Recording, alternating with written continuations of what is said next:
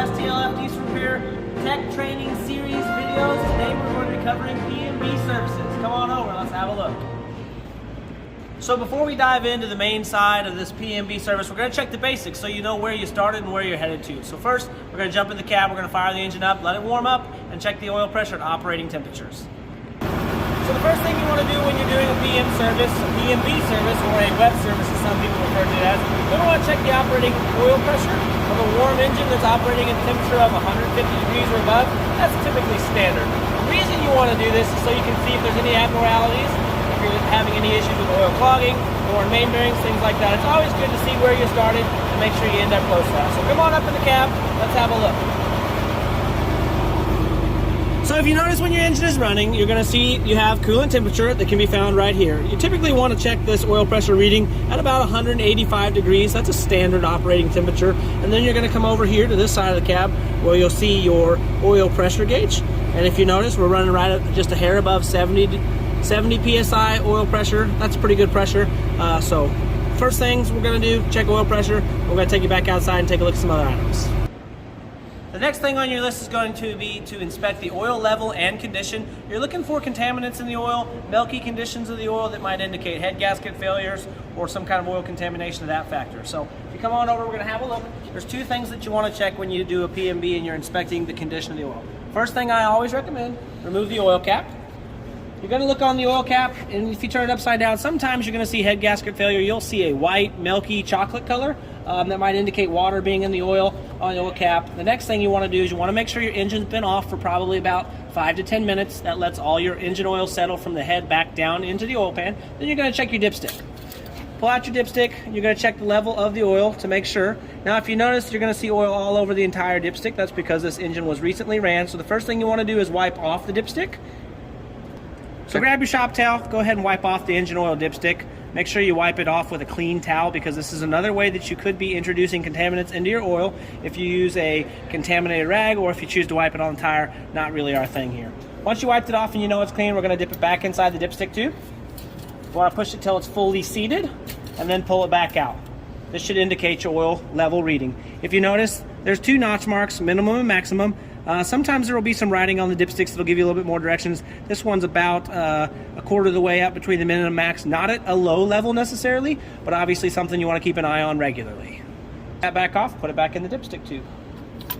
Another important thing to remember when you're working on any vehicle inside the shop is to make sure you use proper PPE and wheel chocks. So we're going to make sure our tires are chalked so the vehicle cannot be moved while we're underneath it doing our work. We're going to make sure we have on our safety glasses, closed-toed shoes, preferably steel or composite toe to protect your feet, as well as pull the keys from the ignition of the vehicle. Typically, I like to place them on my toolbox or place away from the vehicle so nobody can accidentally start the vehicle while I'm working on it. The next step in your P&B service is to make sure that you have all the proper tools and equipment in the area that you're going to be working in, so that way you can prevent the need to get in and out of the truck multiple times to get new tools from your toolbox. That will promote efficiency as well as better your ability to earn income and produce services faster here at STLF. So if you notice, we have our oil drain pan to drain the oil, as well as the filters. We've got our socket our ratchet with the proper socket for the drain plug, or Allen screw head in this application. And then we've also got the correct socket to put on our oil filter cap and remove it. Other tools that you may need in different services or different engine types might be a hammer and a punch if you have metal filters to put a hole in the filter to drain them, and various other sizes of sockets, filter wrenches, things like that. Just make sure you have all your tools to do the job step that you're focusing on. Like I said, it helps you prevent the need to get out from under the vehicle multiple times. So come on in, we're going to have a closer look. We'll talk about how to remove the filters on a PACCAR engine. So we're going to take our socket on a PACCAR engine. There's a little keeper back here. This keeper is made to keep both oil filter covers tight. These are plastic oil filter covers, so this is a cartridge type filter. So we're going to take our 24 millimeter and we're going to put it on that oil filter cover and we're going to loosen it up. So if you notice, you'll see on my left hand I'm using to hold up the stop that keeps the filter cap from spinning while the truck is in use, and then I'm just simply removing the oil filter cap with my right hand. So once you have your filter canisters loose, you're going to pull this out of here. Be careful to try to avoid spilling as much oil as possible on the engine bay. We like to keep our fleet units clean as well as our customers' vehicles clean. So we're going to go ahead and take that canister off. We'll pull the filter off, set it in our oil drain, let it drain. Another key important thing to make sure that you have is that your parts person has provided you with the proper filters and all the filters. Again, that way you're not climbing in and out of the vehicle multiple times to get what you need to do the service. So. Next filter we have, this is called a spinner filter or a cartridge filter. Just another kind of filter. Again, we're going to pull that out of the filter cap, drop it down in here for draining purposes, and we'll let those things drain while we prepare to drain the oil.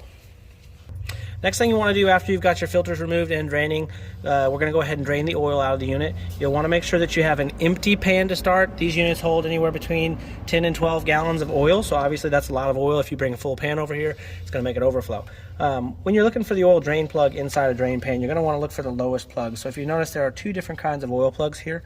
This one sits a little bit higher off the level of the oil pan.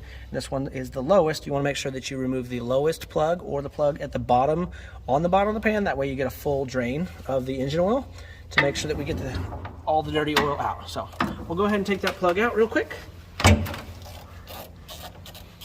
Again, making sure that you have the proper tools to do the job while you're in the area. That way you don't have to get up and down. That'll help promote efficiency in the job. So go ahead and remove that oil drain plug and let the oil drain into the drain pan. This can be kind of messy, so another proper tool to have in the area would be a rag to clean up oil spills and things like that.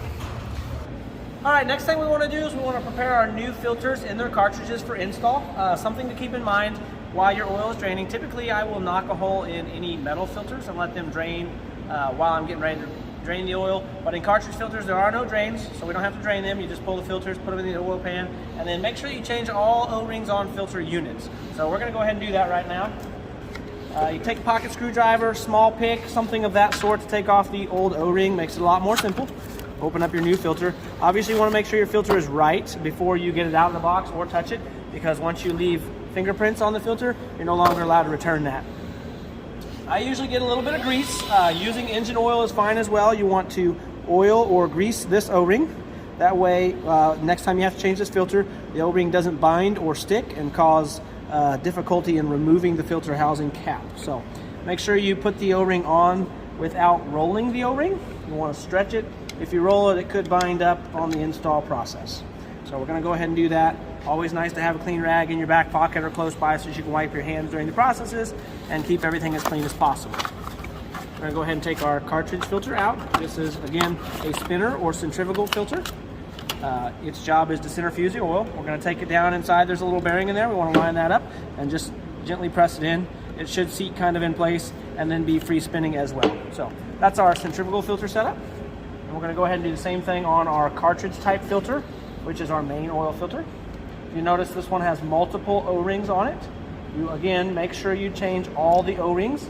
If you don't, and the filter cartridge and filter don't seat properly because the O-rings are worn, it could cause loss of oil pressure, causing extensive damage to the engine. So once you have those O-rings removed, again, we're going to go ahead and take our filter out of the box. In the instance of cartridge filters like this, you do not have to pre-fill the filter. If you look on the filter, sometimes it's going to tell you this side up. In this instance, this filter is bidirectional, so it doesn't matter. We're going to go ahead and take that filter and gently press it down on. You do have to press a little bit with a little bit of force, but be gentle. And then we're going to take out our new O-rings. So, got our O-rings. We're going to grease those.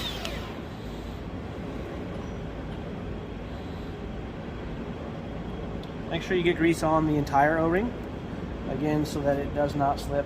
Some people put the O-ring on before they put the filter in. Doesn't really make a difference. Whatever's easiest for you.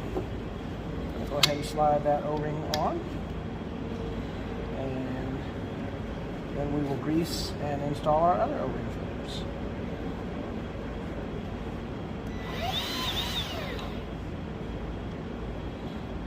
Pretty simple task. Just make sure you're keeping everything as clean as possible. Obviously, this is the engine oil filter, and you want it to be able to filter engine oil properly without contamination. And and just make sure you're placing all the O-rings on your cartridges. Okay, now that we got both filters changed in their cartridges, we're gonna make sure we discard of our trash, clean our work area. We're gonna head back over to the truck and get these installed.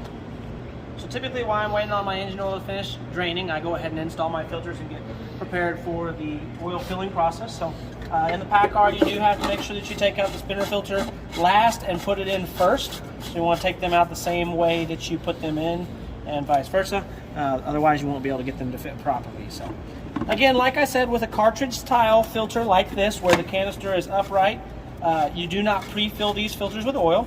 We'll show you in some of our other videos when we do metal style filters that are your old school base filters. We do pre-fill those with oil to make sure that the engine is not starved of oil pressure in the starting process. So we're going to go ahead and get those snug by hand, grab our ratchet and socket, and get them tightened all the rest of the way up.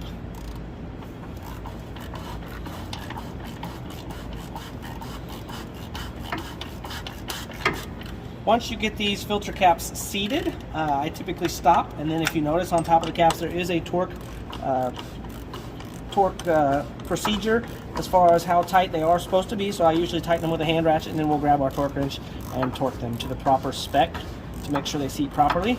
Another thing, after you're done tightening these filter caps, you want to make sure that your safety latch is seated properly so that the filters cannot come loose when the truck is being operated. So you'll see that pushes down, rides right there. If you try to back that filter off, you can only go so far before the catch stops it. So we'll go ahead and tighten it back down, and then we'll grab a torque wrench and torque them. Go. So if you notice right up here, you'll see a torque rating on those filter housings. This one is 40 Newton meters, as well as this one is actually 65 Newton meters. So we're gonna go ahead and set the torque wrench. This is a split beam type torque wrench. Conversion table's here, so we're going to set that at the 40 Newton meter mark and torque this until we hear the click. Then we know it's properly tightened, and then we'll set our torque wrench for the next one.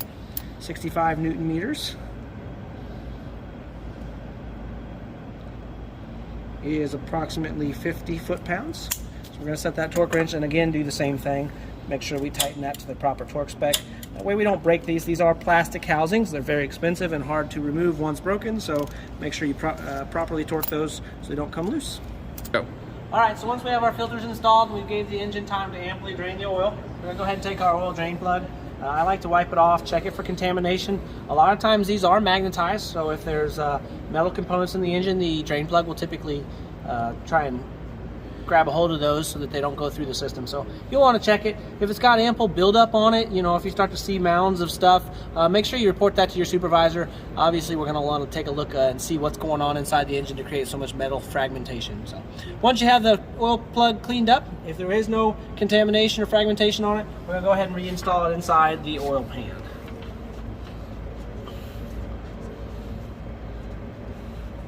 Once we have that installed, we'll go ahead and wipe off the bottom of the pan, make sure it's nice and clean when you're finished up, and then we're ready to fill. So once you have your drain plug installed, make sure you have your drain plug installed, because once you start filling it with oil, I promise you, if you don't, you're going to have a really big mess and a really upset supervisor if brand new oil you put in runs out on the floor. So come on in, have a look at this meter. Okay, this is an oil metering gun. There are several different types of engine oil, so make sure if you're not sure what kind of oil is supposed to go in engine, you check with the service advisor so she can check with the customer as far as preference on brand or weight of oil, because there are a lot of options and some people are very particular. For this application, we typically use Mobil Delvac 10W30. This would be in our fleet PACCAR units. If you look at this gun does have a tracked meter on it, so you can set the amount of fluid that you want to dispense. It is in quarts. Most engines typically take between 40 and 44 quarts for a full-sized 13 or 15 liter engine. Obviously, you will run into other engines that are much smaller that are going to take a lot less oil. So we'll take this, you got to open the spout on the gun, put the gun inside the oil fill hole, and then we're going to go ahead and set this. I typically set this to about 35 quarts to get started, and then I like to check it from there to make sure that I'm not overfilling the engine. So once you put it inside there, you're going to pull the trigger. The trigger is self-locking so that it can pump the oil, and if you watch, the gauge will slowly go down. Don't trust what the gauge says, because sometimes they're not real accurate, so you're going to want to verify that you're putting the proper amount of oil in the engine. Go. So typically draining oil and filling oil can be kind of a time-consuming process. So to maximize my efficiency on the job while I'm waiting on the oil to fill or drain, I'll usually use that time to tidy up other areas or prepare for the next job step. Our next job step is going to be to drain fuel filters and change the fuel filters. But right now I'm going to go over, I'm going to clean up my oil pan, take my oil filters over to the drain. We'll show you what that looks like.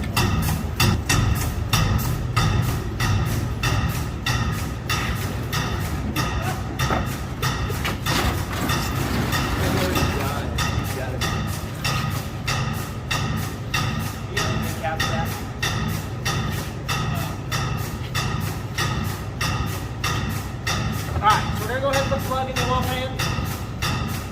If you notice, I moved my filters to a small pan. That way they could drain separately while I drain the engine oil without making a big mess. If you take a look inside underneath the truck, you're going to see there was some oil spill. You are going to spill some oil. As you practice, you're going to get a little bit better. You're going to make sure that there's less of a mess. We also want to make sure we take care of our workspace and get that area cleaned up. So we're going to grab the filter pan, we're going to go over and I'm going to show you where filters get drained.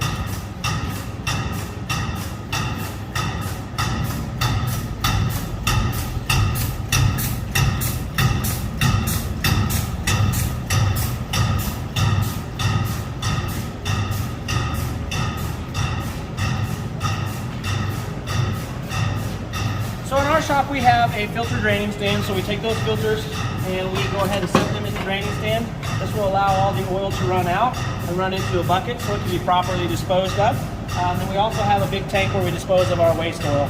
We like to keep things clean. Some facilities are going to have filter crushers, things like that. This is typically how we do that. We make sure we drain these pans and clean them up so that they're ready for the next use.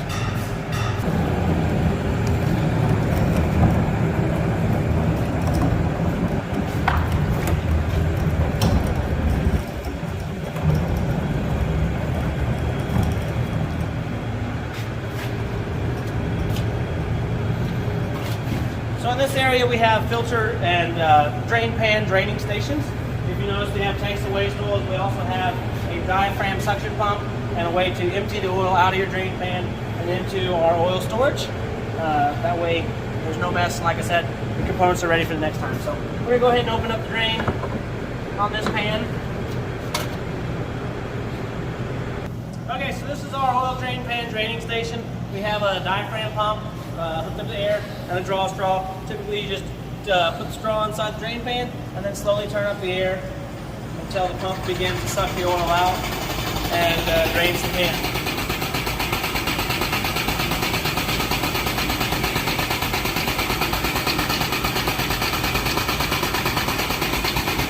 Go. Alright, so once you have your drain pan drained, you want to make sure that you bring your draw straw out. Do not make a mess all over the floor. Bring your rag along, plenty of shop rags. Then we have a drain barrel that we put the draw straw in, so that any excess oil can drain down, get to that barrel, and then we eventually clean that barrel out. So make sure you put your caps back on your drain pan, wipe up your area. You're bound to have little droplets of oil all over the place from the cleaning procedure. Make sure you wipe it up so it's clean and ready for the next guy as well.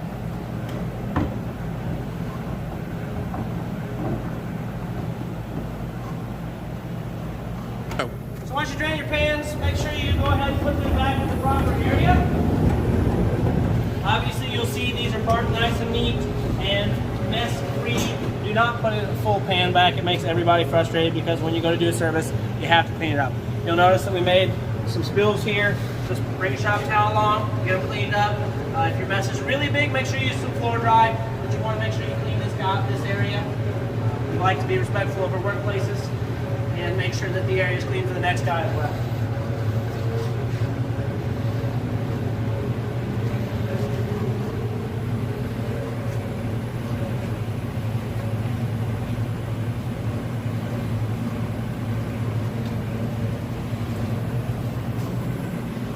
So once you've used the rag, if it's soaked with oil, there's a place those go to. Again, make sure you pick up your areas. I'm going to show you where you put an empty or a dirty waste rag.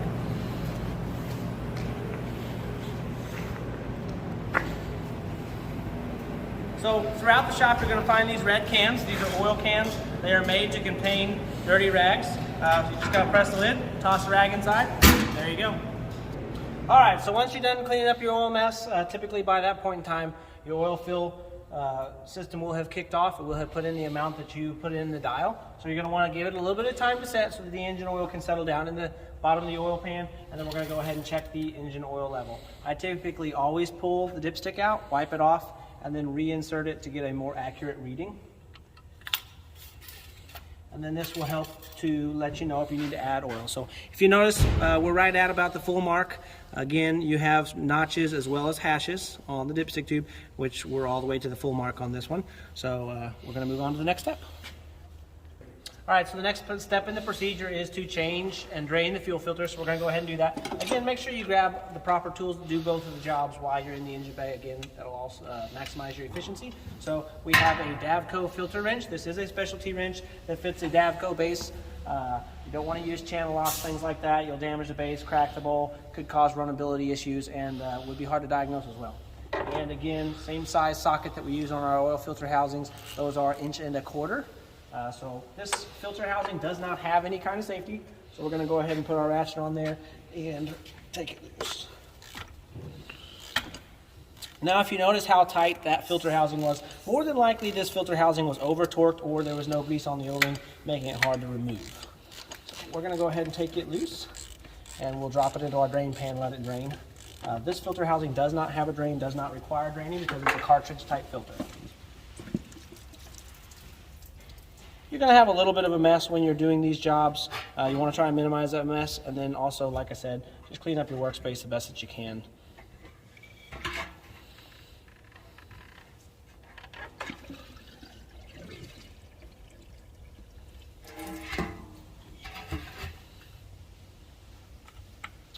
All right, we'll go ahead and take this one over to the filter drain to make room for our other filter.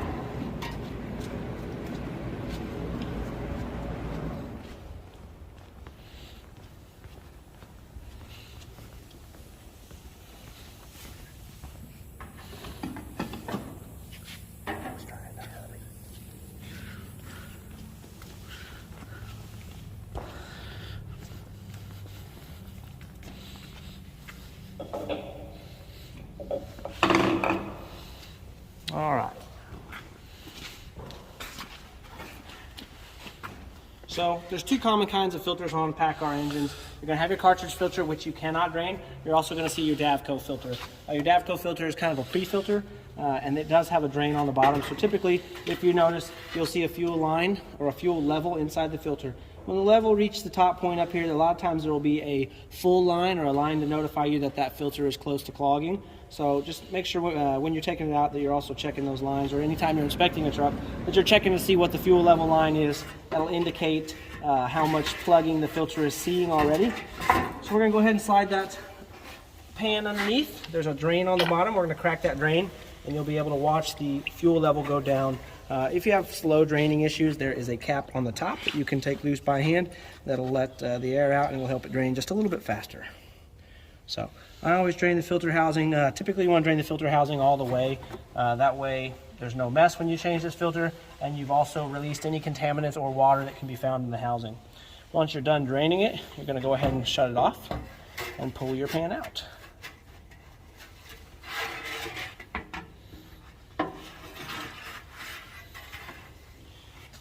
Just be careful with your pan. Obviously you're going to have a lot of fluid in there, and you don't want it to dump everywhere. Typically I take the cap off. The cap can be taken off by hand. Some do have a special cap that's built to fit inside the Davco filter wrench. And then you're going to use your specialized filter wrench, slide that over, make sure that you're careful of any wiring. If you need to unplug a sensor so that you don't damage it, go ahead and do that. Just make sure that you put it back in the original position, and then we'll go ahead and take this filter loose.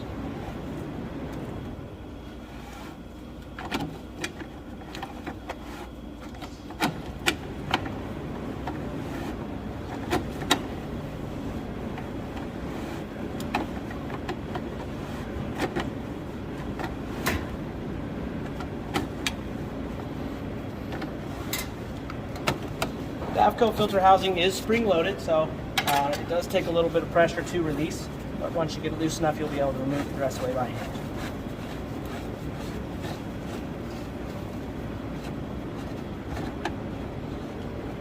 Once you remove your cartridge canister or your top piece, you'll see inside there there's an O-ring and a ring and then a bowl, and then you can take off your filter housing, take your filter out of your housing, drop it in your drain pan, and put your new filter in. So if you notice when you're doing a filter change on a Davco style filter, you're going to see a little green or a little black O-ring down in here. You want to make sure you remove that and replace that as well. That goes with the filter, and if it gets left in there and you stack it on top, you could cause issues with running and proper fuel pressure in the system. All right, so once you install your new filter in the housing, you want to go ahead and clean this bowl, okay? Put your new O-ring on, grease your O-ring, and get it all ready to go. If you notice here, it's a little better to see, they'll see the change filter line. Anytime you see a truck that's got fuel level up that high, it's time to change that Davco filter, even if it's not due for service at that time. So we're gonna go ahead and slide that back on, and then we will tighten it on with the filter wrench.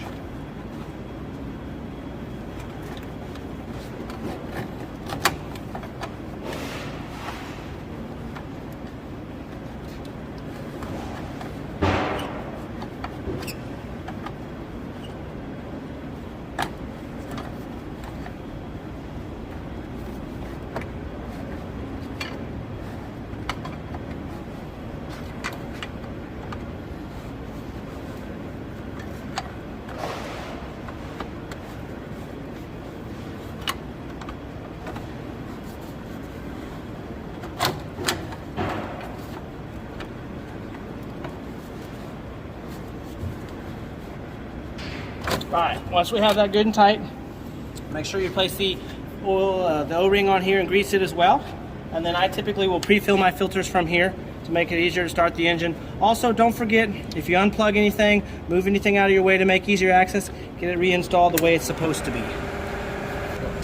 So one thing I like to do when I'm doing these services, especially in the fuel filter housing on the engine side, I like to take a look down inside there. Sometimes you're going to find metal, debris, dirt, different contaminants. If you see heavy contaminants inside this canister, you're going to want to stop and notify your supervisor. You might be looking at a premature fuel pump system failure or some kind of other contamination in the system that you want to notify the customer of. So once you verify that there's no contamination inside the canister, we're going to go ahead and install our new filter. I like to leave a little bit of the plastic on so that I don't get the filter dirty with my hands. Fuel systems are very precise in these kind of trucks, and any kind of contamination whatsoever can cause major harm. After that, I'm going to go ahead and fill the filter housing, and then we'll place the cap on that has a new O-ring that has been greased. You're going to want to fill your filter housing just below the threads inside the housing. You don't want to get it overfull, because if you do, once you put that cap on, you're going to make a huge mess. Like I said, we're trying to minimize messes when we do these procedures. Less mess, less to clean up when you're finished up. So once that filter housing's full, I'm going to go ahead and install the cap and get it torqued down to the proper tightness. And then also we fill our Davco filter. We'll go over here. This one you can fill to the top. Thankfully it's fills from the top, so as long as you don't overflow it at the top, you don't risk really making a mess whatsoever. You want to pre-fill all your fuel filters when possible. That makes it easier to start the engine. Also, air in the fuel system can cause cavitation to fuel pumps, causing extensive engine damage or repair being necessary. So pre-filling filters with fuel and oil or lubricants is necessary when at all possible. All right, so again, on this canister, you'll notice there is a torque recommendation on there from PACCAR, torque spec, 40 Newton meters. We're going to go ahead and set up our torque wrench to the proper setting, and then torque that to 40 Newton meters. Once it's torqued properly, we want to go ahead and wipe down the unit anywhere that we've touched with our hands. Some of these units are going to come in with really nice paint jobs. These guys take good care of their trucks. They don't want to see your handprints on it when it's done, so make sure you're wiping down components. Anywhere that you spill, wipe those areas down. Get them cleaned up so that the truck doesn't risk a fire or any other issues that could be caused from fluids leaking into other connections and things like that. Once you've done the oil filters, change the oil. Make sure you filled it up with clean oil to the proper level, and change both your fuel filters. We're going to go ahead and start the unit. Then we want to inspect the unit and check for any oil leaks, fuel leaks, and any other leaks that we might find in the lubrication systems, power steering fluid, brake fluid, any of those areas that we are working in or that are considered a wet service area on a truck. So again, you're going to want to make sure that you've wiped all components down to make sure that you can tell if there is any kind of leak. You're going to want to check the Davco filter housing for any bubbling, little bubbles, things like that. That's a good indicator of an air leak in the fuel system. Again, check around your cartridge filter on the engine side. Make sure you don't have any cracks, any fuel spilling out of here. You're going to want to do an overall inspection of the lubrication system as well. Look at your valve cover gaskets, your oil pan gaskets. down in there, you can actually see this engine is leaking oil out of the oil pan gasket. So we'll take a look down in there so you can see what that looks like. So if you notice, you can see the wetness on the oil pan. This truck has an oil leak from the oil pan. The customer has been notified and is waiting for a proper time to repair when they can have this unit down. You want to make sure you're notifying your supervisor of these and writing this up in your paperwork. That way a customer is always aware of any repair that may be needed in the future or addressed immediately. So again, you're going to want to take a look at your oil filter houses. Make sure they're seated properly and not leaking oil. Again, wipe down your frame anywhere that you've touched. Make sure you get it nice and clean. If you make a mess on the floor, you're going to want to put down the floor dry, get that oil soaked up so that you're not tracking oil all over the shop, and you can clean up your work area when you're finished. Alright, so once you've checked all your components for operational leaks while the engine is running, you're going to want to shut the engine off, let the engine oil settle inside the crankcase, and in that time you're going to check all the rest of your wet fluids. So if you notice here, we have a power steering reservoir. Go ahead and wipe that down while you're here. That way you can always tell if there's any leaks next time it comes in. You'll see that there are levels that are indicated: hot, cold, add, full, and also sometimes you're just going to want to open this up and take a look inside. Make sure that there's no milky fluid contamination. Some power steering reservoirs have a dipstick that will check the level inside there. There's also a filter in there, but this level is good. So we're going to go ahead and let that go. There's no leaks coming from this unit. If this truck had hydraulic brakes, we'd be looking at the brake fluid reservoir. If it had a clutch pedal, we'd be looking at the clutch fluid reservoir. We're going to go ahead and take a look at our washer fluid. It is about half full, so we're going to go ahead and top that off for our customer as well. Make sure that they've got plenty of washer fluid for operation. And then we're going to go to the other side of the engine and take a look at the cooling system.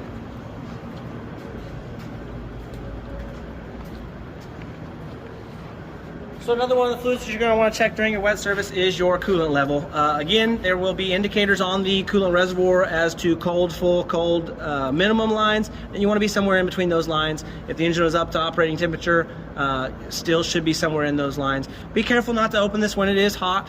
It will cause coolant to come out, and it could hit you and burn you because it'll be pretty warm. So this coolant level is good. So we're going to go ahead and get this service finished up. Alright, so after we let the engine warm up from operating, we're going to go up and take a look at the oil pressure, make sure the oil pressure is good and that there's no issues there.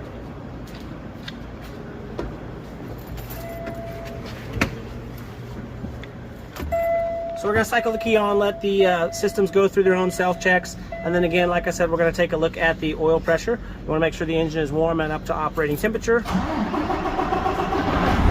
once the engine is started, you'll see that pressure slowly build, and we're up to about 60 pounds, somewhere in there.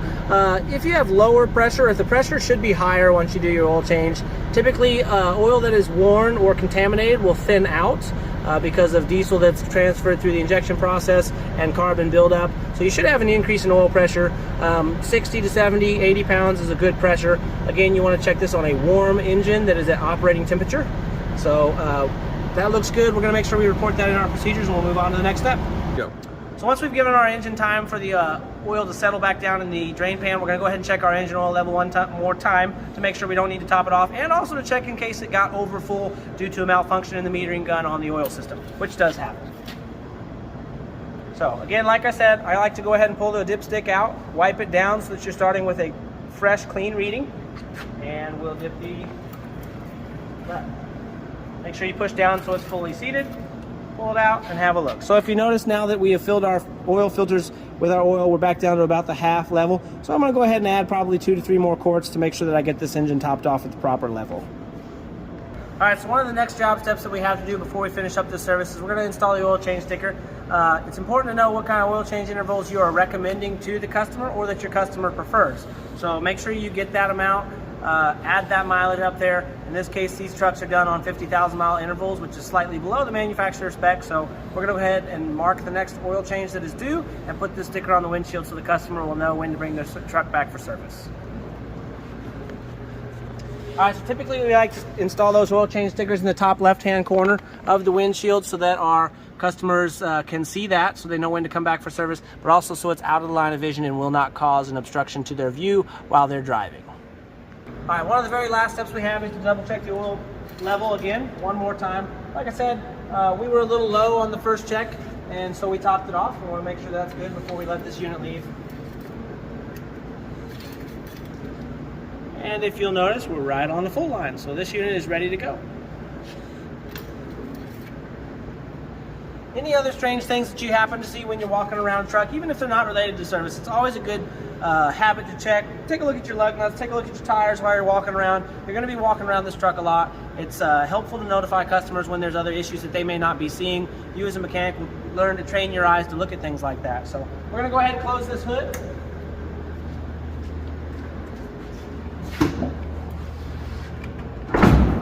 And we'll get it latched. And lastly, we're going to wipe down the unit for any handprints that we left on the body components before backing it out to clean the bay.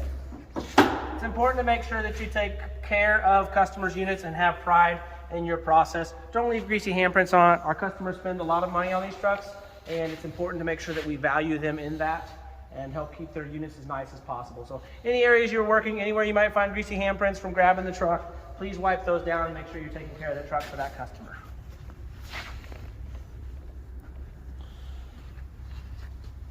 All right, this unit's ready to go outside and we're gonna clean up our work area. All right, lastly, and arguably one of the most important processes that you can have at the very end of your service is cleaning your work area. Obviously, don't forget to take your wheel chocks out from under your wheels when you move your unit out. Make sure you put them back in the place that they're supposed to be so that you can find them or your coworkers can find them when necessary. And then let's get this bay cleaned up so it's ready for the next one.